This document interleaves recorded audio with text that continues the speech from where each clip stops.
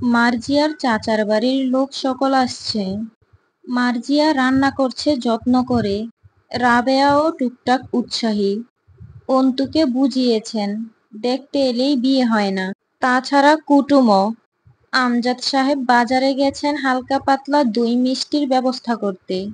অন্তুর বুক বার, মুখ গম্ভীর। টেবিলে কনুই ঠেকিয়ে বইয়ে নজর বুলাচ্ছে। জানা নেই লোকগুলো কেমন হবে। জানা নেই লোকগুলো কেমন হবে। তাদের সামনে বসার পর কি প্রশ্ন করবে। শেষ অবধি কি হবে। জীবনসঙ্গী আব্বুর মতো হতে হবে, কথা শেষ। অবশ্য এটুকু ভরসা আছে, যেমন তেমন কারো কাছে সম্বন্ধ করবেন না আমজাদ সাহেব। বই ছেড়ে উঠে পড়ল। পড়ায় মনোযোগ আসছে না। আলো বাতাসপূর্ণ ঘরটা আমজাদ সাহেব অন্তুকে দিয়েছেন। বারান্দায় কিছু টব রাখা আছে। অ্যালোভেরা, পাথরকুচি, নয়নতারা, পাতাবাহার গাছ আছে। বারান্দা থেকে আলো ঠিকরে আসছে রুমে। রুমের মাঝে কিছুক্ষণ পায়চারি করল। পরনে কালো সালোয়ার কামিজ, ওড়নাটা সিল্ক সুতির, গায়ে জড়ানো, যার আঁচল মাটি ছুঁয়ে ঝুলছে। চুলের বেনি খুলেছে অল্পক্ষণ, চুলগুলো এলোমেলো। ফুরফুরে ঠান্ডা বাতাস আসছে। বারান্দা গ্রিল ভেদ করে খোলা দরজা দিয়ে ঘরে ভেতরে।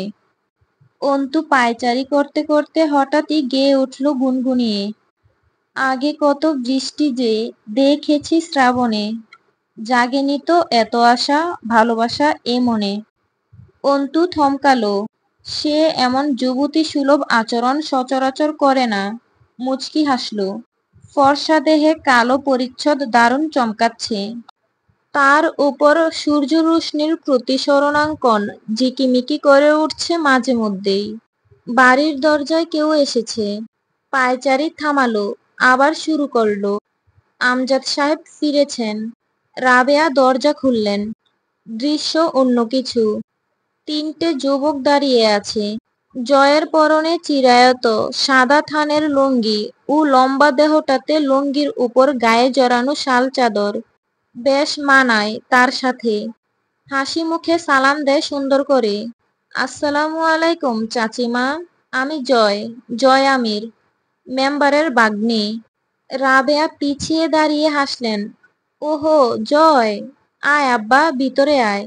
জয় ভিতরে ঢুকতে ঢুকতে বলে, আপনি চেনেন আমাকে? চিনব না? রাস্তায় রাস্তায় পোস্টার দেখি তো, হামজার পাশে তোমার ছবি দেখি। জয় চমৎকার লাজুক হাসল। রাবেয়া নাশতা আনতে গেলেন। জয় হাসল। আরমিনের মা খুব লোকসুলভ নারী। এদিক ওদিক তাকিতুকি করল কাঙ্ক্ষিত মানুষটির দেখা পাবার আশায়। কবির ও মিলনকে বলল, মহাদেবের ভক্ত নাকি তোরা? তোকে বসার জন্য আলাদা করে কার্ড ছাপিয়ে দাওয়াত দেব, বস হে। অন্তু রুমে দাঁড়িয়ে হালকা গুঞ্জন শুনতে পাচ্ছিল। পুরুষের বাড়ি কণ্ঠস্বর ভেসে আসছে। অন্তুর মনে হলো মেহমান এসেছে। পরক্ষণেই মনে হলো পাওনাদার এসে আম্মার সাথে বিবাদ বাঁধিয়েছে। খানিক মানসিক প্রস্তুতির সাথে চুলগুলো হাত দিয়ে একটু এদিক ওদিক থেকে সরিয়ে দ্রুত কালো ওড়নাটি জড়িয়ে নিল মাথাসহ দেহে। ওড়নার বর্তিত এক প্রান্ত দ্বারা চেহারা আবৃত করে এগিয়ে গেল। জয় তখন তার শিকারকেই খুঁজছে। তাকে বাড়িতে দেখে অন্তত গাবড়াবে মেয়েটা, অথবা কেমন হবে প্রতিক্রিয়া। ভীত হলে তা দেখতে দারুণ মজা লাগবে। সেই মুহূর্তে চপ্পল পায়ে প্রবেশ ঘটল এক অপরূপার। অন্তু সোফার ঘরে পা রাখতেই চোখাচোখি হলো জয়ের সাথে। ঝাঁকুনি দিয়ে কেঁপে উঠল শরীরটা অন্তুর। আচমকা মস্তিষ্ক চমকানোর ফলে হাত শিথিল হলো। সঙ্গে সঙ্গে মুখের আবরণ সরে গেল। থুতনি সহ সামান্য গলার নিচ অবধি অনাবৃত হয়ে এলো। জয় চোখ সরালো না নাকি সরাতে পারল না বলা যাচ্ছে না। শুধু কটা গলা খটখটে শুকনো ঢুকের সঙ্গে বেহায়ার মতো গিলল অন্তুর সুরটুকু। চোখের পলক ফোরার ফুরসত পেল না। এর আগে সে তার চপল প্রতিদ্বন্দ্বীকে দেখেনি।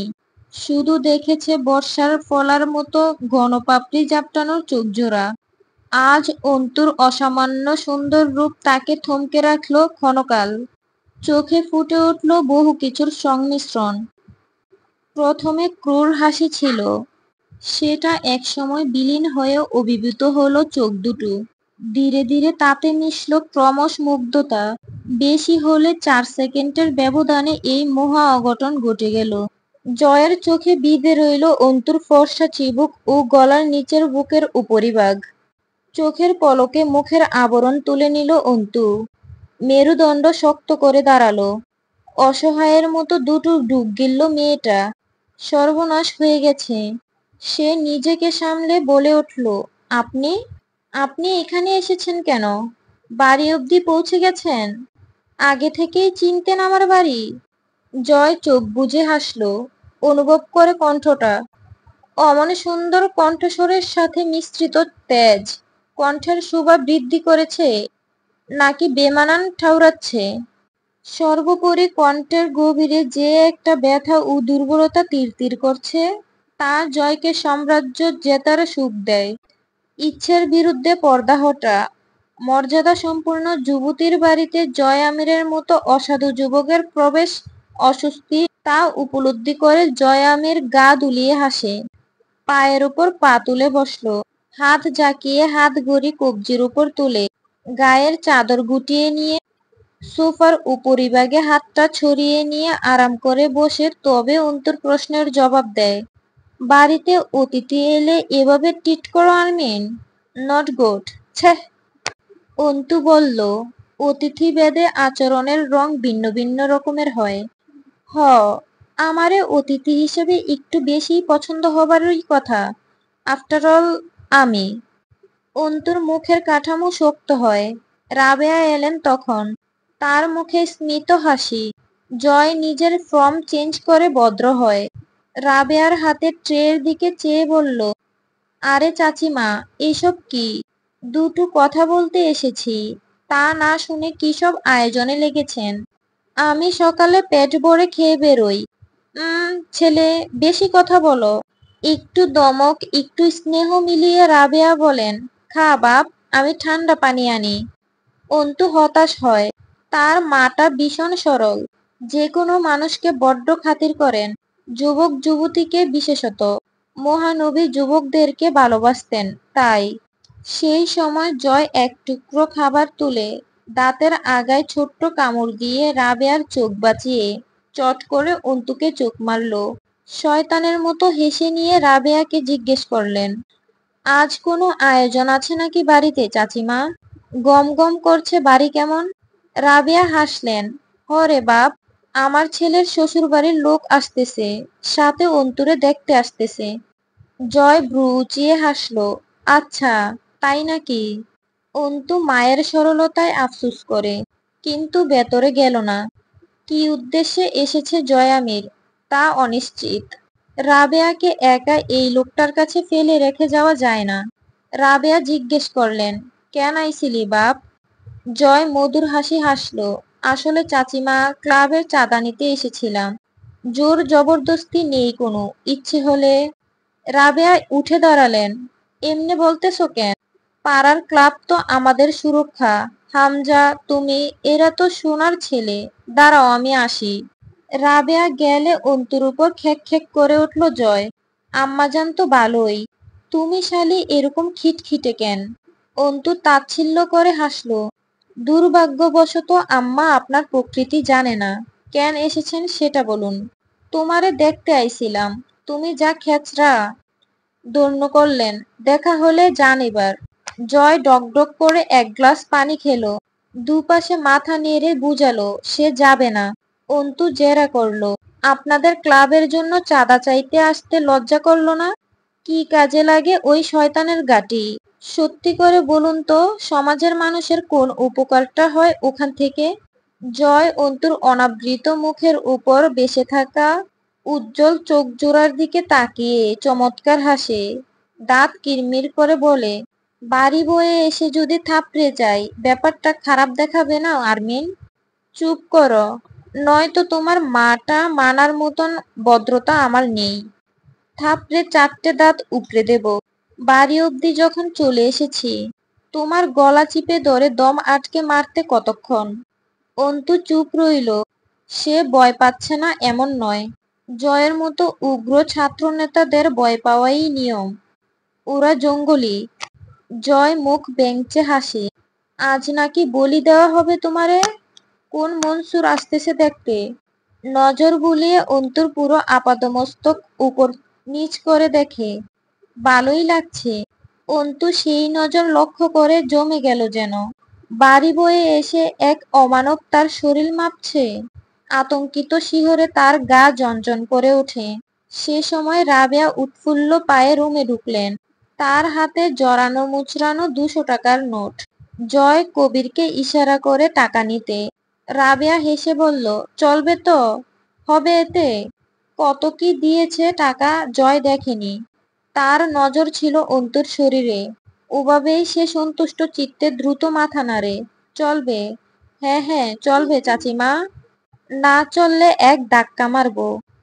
সে সময় আমজাদ সাহেব আসলেন। ভেতরে ঢুকে একটু অবাক হলেন। দেখা মাত্র উঠে দাঁড়িয়ে সালাম দিল জয়। জেলা স্কুলের মাস্টার কাকা যে। আসসালামু আলাইকুম কাকা। শরীর টরিল ভালো? আমজাদ সাহেব গম্ভীর হাসলেন। আল্লাহ পাক রেখেছেন ভালোই। কি ব্যাপার? জয় বলল, এই তো কাকা, বিশেষ কিছু না। এমনি এলাকা ঘুরতে বাইর হইছিলাম, ছোট বাইবাদার নিয়ে। তোমার মাস্টার্স শেষ? কবে এসেছো ঢাকা থেকে? দিন কয়েক হলো।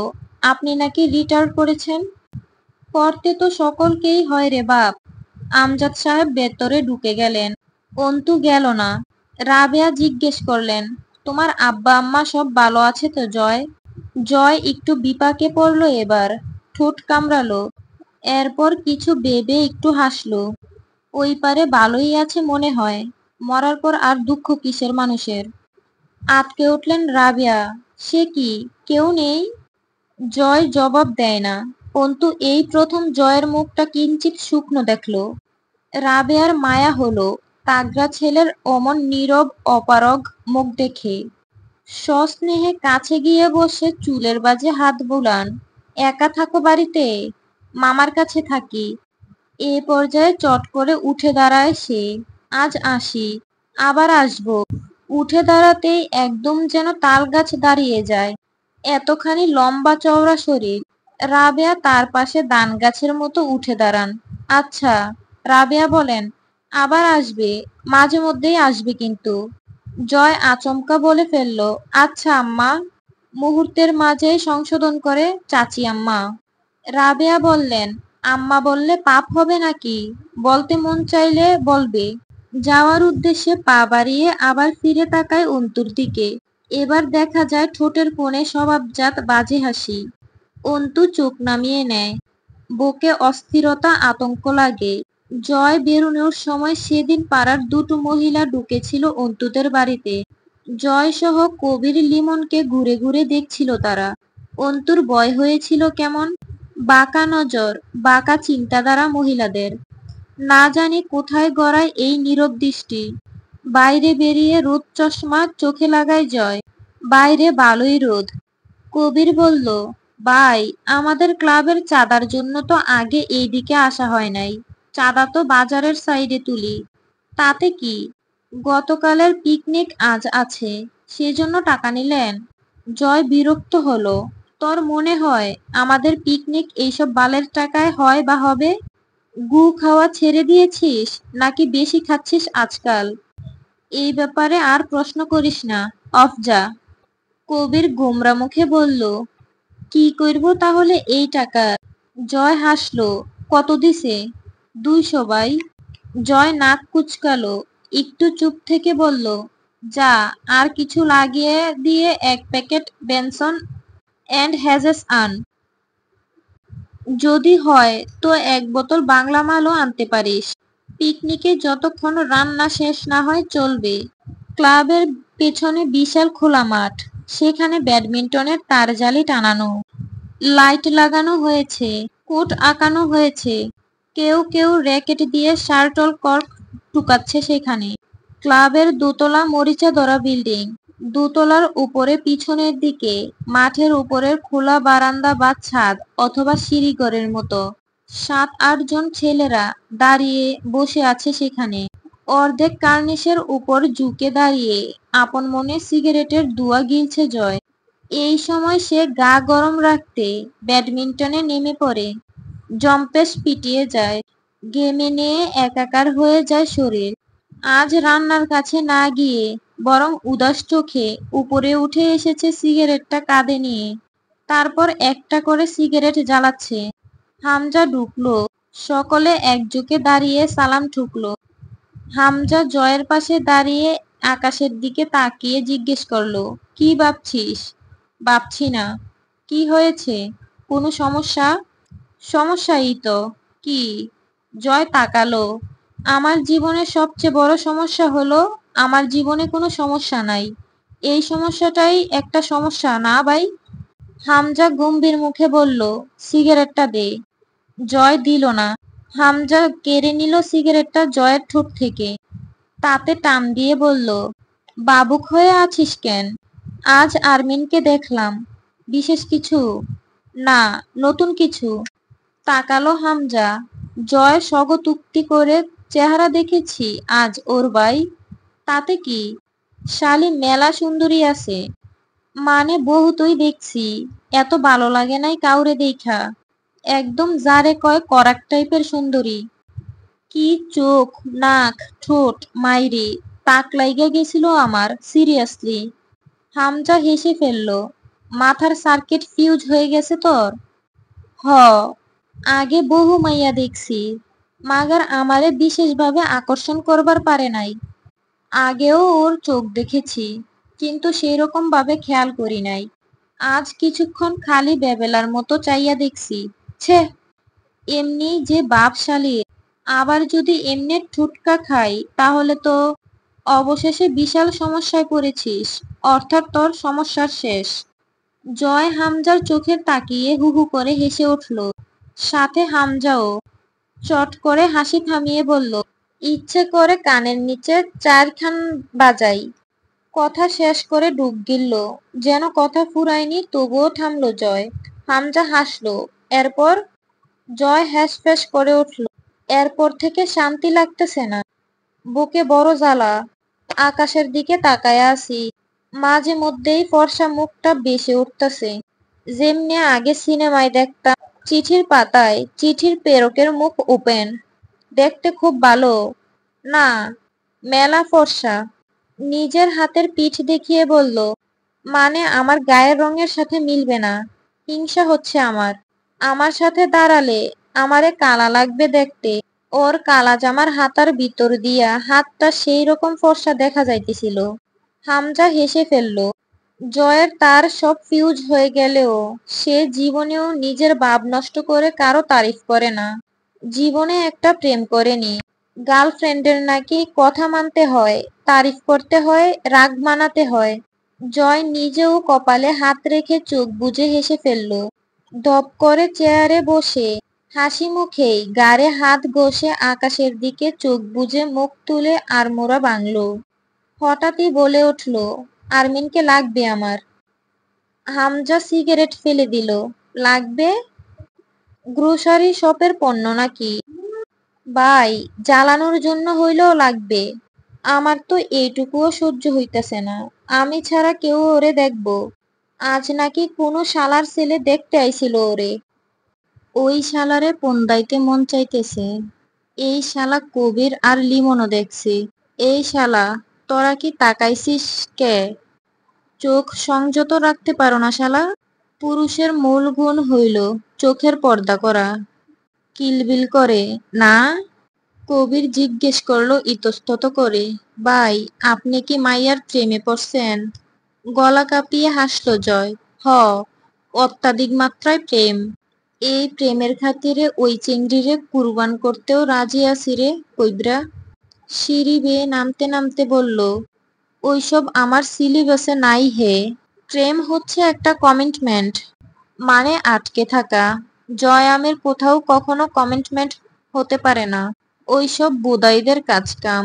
মেয়েবাজি আলাদা বিষয়, কিন্তু ওইসব কাব্যিক প্রেম প্রীতি আমার সিস্টেমে নাই। ছোটলোকি কারবার। নেমে গেল সিগারেটটা কাঁধে করে। খোলা ছাদ থেকে। হামজা নেমে এলো জয়ের পিছু পিছু। বেশ ঠান্ডা পড়েছে আজ। একটা স্লিভলেস শার্ট জয়ের গায়ে, কালো জ্যাকেটটা ঝুলছে কাঁধের ওপর। বেশ কিছুক্ষণ একটানা র্যাকেট পিটালো। গা ঘেমে প্যাক প্যাক হয়ে উঠল। চিৎকার করলো মিউজিক বক্সের পাশে থাকা ছেলের ওপর, গানের সাউন্ড বাড়া। ভাত খাও নাই শালা দুপুরে? এনার্জি ড্রিঙ্ক কিনে এনে দেই এখানে। দুমদারাক্কা গান বাজছে। জয় একধারে র্যাকেট পিটিয়ে গেল। শার্টল কর্ক সামনে আসছে তো গায়ের সমস্ত জোর দিয়ে পিটিয়ে যাচ্ছে।